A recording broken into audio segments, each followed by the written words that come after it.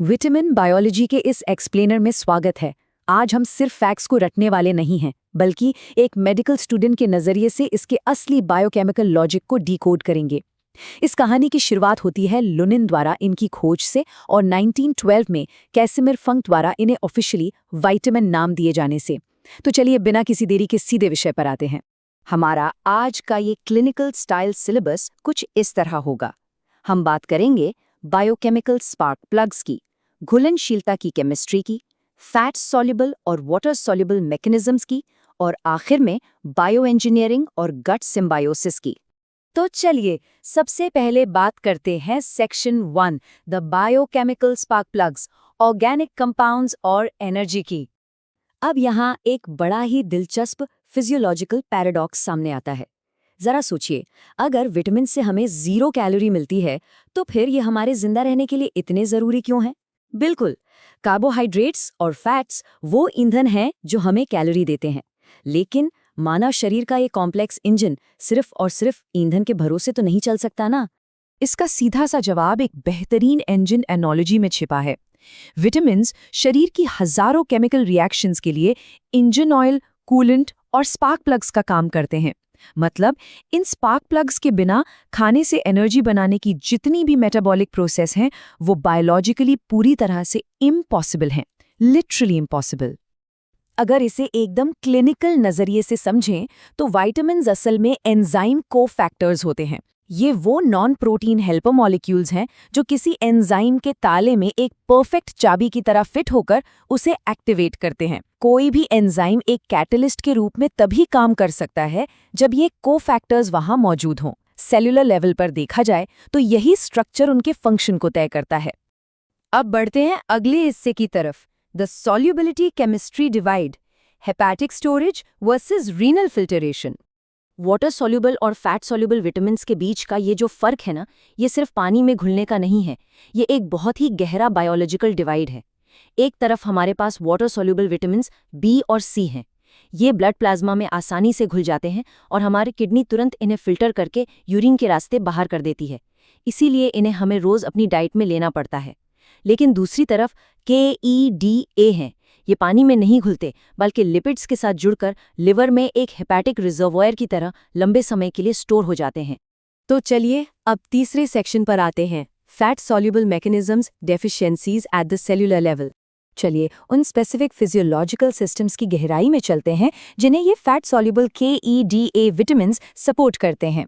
शुरुआत करते हैं विटामिन ए यानी रेटिनॉल से। जब शरीर में रेटिनॉल की कमी होती है तो आंसू बनाने वाली ग्लैंड्स काम करना बंद कर देती हैं और साथ ही रेटिना में मौजूद रोडोप्सिन प्रोटीन भी खत्म होने लगता है। इसका सीधा क्लिनिकल रिजल्ट है ज़ीरोफ्थेल्मिया और नाइट ब्लाइंडनेस, जहां कॉर्निया एकदम सूखकर कड़क हो जाता है। अब आते हैं विटामिन डी या कैल्सिफेरॉल पर। इसका सिंथेसिस सच में किसी बायोलॉजिकल चमत्कार से कम नहीं है। ये डाइट से मिलने वाले न्यूट्रिएंट से ज्यादा एक खुद से बने हार्मोन की तरह बिहेव करता है। प्रोसेस कुछ यूं है, सूरज की यूवीबी किरणें हमारी स्किन पर पड़ती हैं, त्वचा के ठीक नीचे मौजूद कोलेस्ट्रॉल कन्वर्ट होता है और फिर लिवर और किडनी इसे एक एक्टिव हार्मोन में बदल देते हैं। ये हार्मोन सीधा आंतों को खाने से कैल्शियम एब्जॉर्ब करने का कड़ा ऑर्डर देता है। इसके बिना हड्डियां कमजोर पड़ जाती हैं और रिकेट्स या ऑस्टियोमलेशिया जैसी बीमारियां पैदा होती हैं। इसके बाद है विटामिन ई या टोकोफेरॉल। पोल्यूशन और कई दूसरे कारणों से हमारे शरीर में अनस्टेबल फ्री रेडिकल्स बनते हैं जो सेल्स को डैमेज करते हैं। इसी को ऑक्सीडेटिव स्ट्रेस कहते हैं। ये ऐसा है जैसे सेल्स को अंदर ही अंदर जंग लग रहा हो, और ये रोज लाखों बार होता है। इससे एजिंग बहुत तेज होती है और फर्टिलिटी भी गिरती है। यहीं पर विटामिन ई एंट्री लेता है। ये एक बहुत ही पावरफुल एंटीऑक्सीडेंट शील्ड की तरह काम करता है जो सेल्स को इस डैमेज से बचाता है। बिल्कुल इसीलिए इसे क्लिनिकल दुनिया में ब्यूटी एंड फर्टिलिटी विटामिन का नाम दिया गया है। और फैट सॉल्युबल ग्रुप में आखिरी है विटामिन के या फाइलोक्विनोन। इसका मेन काम प्रोथ्रोम्बिन नाम के प्रोटीन को सिंथेसाइज करना है, जो ब्लड क्लॉटिंग कैस्केड के लिए बहुत ही ज्यादा जरूरी है। सोचिए, अगर इसकी कमी हो जाए तो एक मामूली सी खरोच भी जानलेवा बन सकती है, क्योंकि प्रोथ्रोम्बिन के बिना खून का थक्का यानी ब्लड क्लॉट बनना लिटरली नामुमकिन है। फैट सॉल्युबल की बात हो गई, अब बढ़ते हैं सेक्शन 4 की ओर, water soluble mechanisms, the delicate daily nutrients. अब हम अपना फोकस उन वाटर सॉल्युबल विटामिन्स पर शिफ्ट करते हैं जिन्हें हमारा शरीर रोक कर नहीं रख सकता। सबसे पहले बी विटामिन कॉम्प्लेक्स। क्या कभी इस बात पर गौर किया गया है कि आखिर इतने सारे बी विटामिन्स का एक पूरा कॉम्प्लेक्स क्यों होता है? ये सब असल में अलग अलग केमिकल कंपाउंड्स हैं, लेकिन ये नेचुरली एक ही तरह के फूड मैट्रिक्स में एक साथ पाए जाते हैं। मतलब अगर खाने में एक मौजूद है तो बहुत मुमकिन है कि बाकी भी वहीं मिल जाएंगे। इसका एक बड़ा ही क्लासिक क्लिनिकल केस है बेरी। अनपॉलिश्ड चावल की जो बाहरी परत होती है उसमें विटामिन B1, जिसे थायमीन कहते हैं, कूट कूट कर भरा होता है। लेकिन जब मशीन से चावल को पॉलिश करके एकदम चमकदार सफ़ेद बना दिया जाता है तो वो ज़रूरी थायमीन की परत हट जाती है और बचता है सिर्फ कार्बोहाइड्रेट। इस पॉलिश वाले चावल पर पूरी तरह डिपेंड रहने से नसें बुरी तरह डैमेज हो जाती हैं, जिसे हम बेरी या लकवा मारना कहते हैं। इन विटामिन के काम करने के तरीके भी गजब हैं। विटामिन B6 ब्रेन में सेरोटोनिन जैसे न्यूरोट्रांसमीटर्स बनाकर हमारी स्लीप साइकिल को कंट्रोल करता है और यहाँ तक कि सपनों को याद रखने की कैपेसिटी भी बढ़ाता है। और विटामिन B12 यानी साइनोकोबालामिन का तो क्या ही कहना। इसके सेंटर में कोबाल्ट धातु होती है जिसे हवा और मिट्टी के बैक्टीरिया बनाते हैं। और कमाल की बात यह है कि बारिश होने पर यह रेन वाटर के साथ बाइंड होकर सीधे धरती पर गिरता है। अब बात करते हैं विटामिन C की, जिसे एस्कॉर्बिक एसिड भी कहते हैं। हमारे शरीर में सेल्स और टिश्यूज को जोड़ने के लिए एक सेल्यूलर सीमेंट की जरूरत होती है। ये है कोलेजन प्रोटीन। विटामिन C के बिना इस कोलेजन का बनना पॉसिबल ही नहीं है। जब शरीर में इसकी कमी होती है ना, तो ब्लड वेसल्स को बांधने वाला ये सीमेंट कमजोर पड़ जाता है। नतीजा, मसूड़ों से खून आने लगता है और नसें फटने लगती हैं। इसे क्लिनिकली स्कर्वी कहा जाता है। बिना विटामिन C के त्वचा की कोई भी रिपेयरिंग या घाव का भरना असंभव है। लेकिन यहाँ एक कैच है। विटामिन C की केमिस्ट्री बहुत ही ज्यादा नाजुक होती है। इसके मॉलिक्यूलर बॉन्ड्स इतने अनस्टेबल हैं कि जब आप टमाटर या नींबू जैसी चीजों को तेज आंच पर पकाते हैं तो हीट इन बॉन्ड्स को तुरंत तोड़ देती है और विटामिन C पूरी तरह खत्म हो जाता है।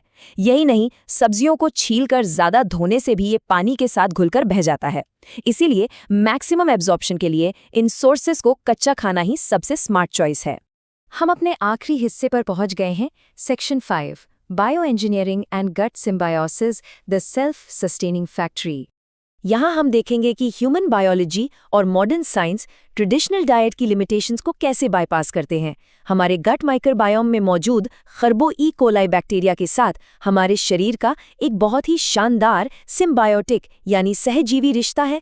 हम उन्हें अपने अंदर घर देते हैं और बदले में वो एक इंटरनल फार्मेसी की तरह हमारे लिए ज़रूरी विटामिन के बनाते हैं। यह हमारी ही बॉडी के अंदर चलने वाली एक सेल्फ सस्टेनिंग फैक्ट्री है। और मॉडर्न बायोटेक भी इसमें किसी से कम नहीं है। जरा गोल्डन राइस के इस चमत्कार को देखिए।